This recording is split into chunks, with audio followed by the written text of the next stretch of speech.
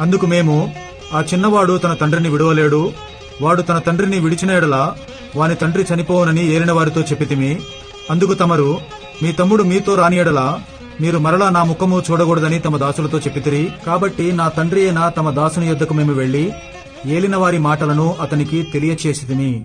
మా తండ్రి, మీరు తిరిగి వెళ్లి మన కొరకు కొంచెం ఆహారం కొనుక్కొని రండని చెప్పినప్పుడు, మేము అక్కడికి వెళ్లలేము, మా తమ్ముడు మాతో కూడా ఉండిన ఎడల వెళ్ళుదుము, మా తమ్ముడు మాతో నుంటేనే గాని ఆ మనుషుని ముఖము చూడలేమని చెప్పితిమి.